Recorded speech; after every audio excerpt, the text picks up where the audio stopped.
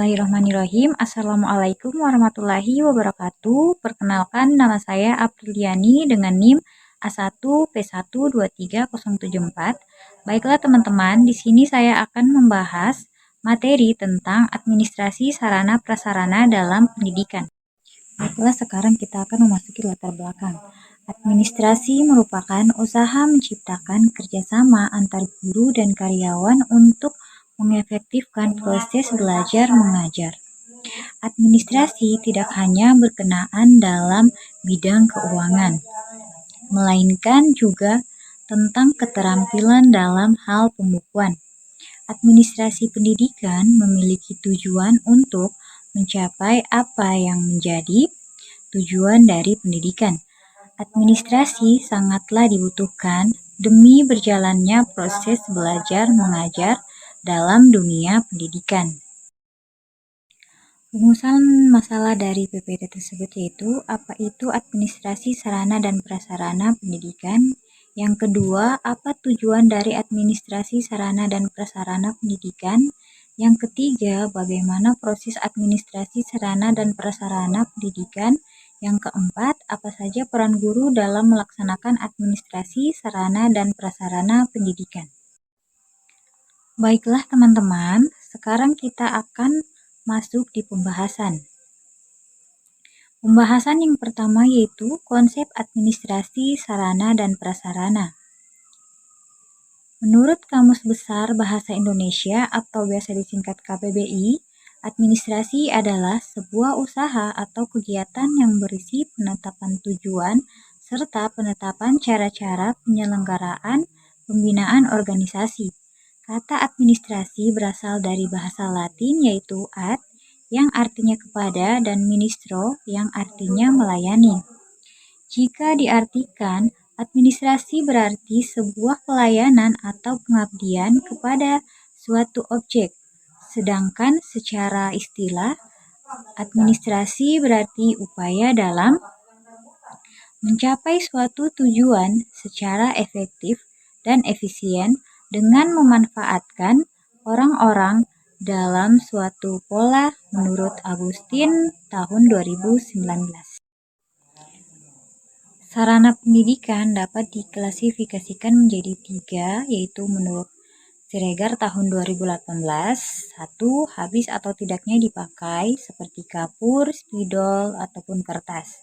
Yang kedua, dapat bergerak atau tidaknya saat digunakan seperti lemari, bangku, meja, dan lain-lain. Yang ketiga, hubungannya dengan proses belajar mengajar. Prasarana juga diklasifikasikan menjadi beberapa macam, yaitu menurut Siregar tahun 2018, yang pertama yaitu prasarana yang langsung digunakan dalam proses belajar mengajar seperti ruang seni atau ruang praktik. Yang kedua yaitu prasarana yang tidak digunakan langsung dalam proses belajar mengajar seperti ruang guru, ruang kepala sekolah, kantin, kamar mandi, dan lain-lain. Baiklah, pembahasan selanjutnya yaitu tujuan administrasi sarana dan prasarana. Berikut tujuan administrasi sarana dan prasarana menurut Asifa dan Afriansa tahun 2019. Yang pertama yaitu memberikan sebuah informasi dan juga data untuk menentukan dan membuat sebuah rencana kebutuhan barang. Yang kedua, mampu memberikan penyediaan barang sesuai dengan keperluan. Yang ketiga, memberikan informasi terkait dengan pembekalan untuk sarana dan prasarana dalam pengawasan dan pengendalian. Yang keempat, mampu memberikan pedoman dalam melaksanakan pengadaan barang. Yang kelima, mampu memberikan keterangan terhadap keadaan barang bagus, rusak, rusak ringan, dan rusak berat. Yang keenam, mempermudah dalam memperoleh informasi untuk pengontrolan dan evaluasi sarana prasarana. Materi selanjutnya yaitu proses administrasi sarana prasarana. Yang pertama yaitu perencanaan. Dalam proses ini, hal yang dilakukan yaitu melakukan analisis terhadap kebutuhan apa yang diperlukan dalam proses pembelajaran, sehingga nantinya akan muncul istilah kebutuhan yang diperlukan dan kebutuhan yang menunjang. Yang kedua, pengadaan. Proses ini merupakan salah satu langkah yang berisi kegiatan penyediaan sarana dan prasarana untuk menunjang pelaksanaan tugas. Yang ketiga yaitu inventaris. Inventarisasi dapat juga disebut sebagai proses pencatatan atas sarana prasarana yang ada. Yang keempat, penyaluran. Dalam proses ini terdapat kegiatan yang berkaitan dengan pemindahan barang dan tanggung jawab dari instansi. Yang kelima yaitu penghapusan. Penghapusan dilakukan ketika biaya rehabilitasi barang terlalu besar, sedangkan daya pakai terlalu singkat, sehingga barang tersebut lebih baik untuk tidak digunakan dan dihapuskan. Yang keenam yaitu pengawasan. Dalam melaksanakan proses administrasi sarana dan prasarana, hendaknya kita perlu melakukan pengawasan agar seluruh kegiatan terpantau dan lebih mudah untuk dikendalikan. Selanjutnya yaitu peran guru dalam administrasi sarana prasarana. Adapun peran guru dalam administrasi sarana prasarana sekolah menurut Al-Farizi tahun 2021, yang pertama yaitu terlibat dalam perencanaan pengadaan alat bantu pengajaran, yang kedua terlibat dalam pemanfaatan dan pemeliharaan alat bantu pengajaran yang digunakan guru, yang ketiga pengawasan dalam penggunaan alat praktek oleh siswa.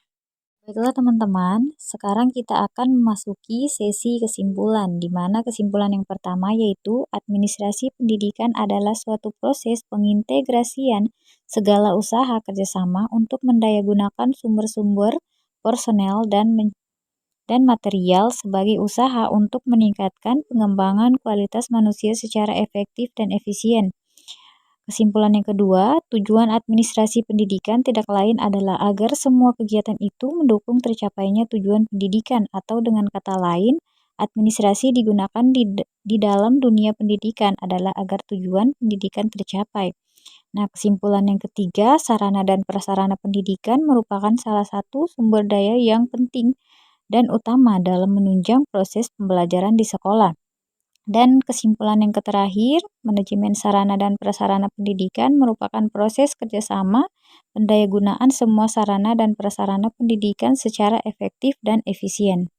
Baiklah teman-teman, itu saja presentasi dari saya. Bila ada salah kata mohon dimaafkan. Wabillahi taufiq wal hidayah. Wassalamualaikum warahmatullahi wabarakatuh.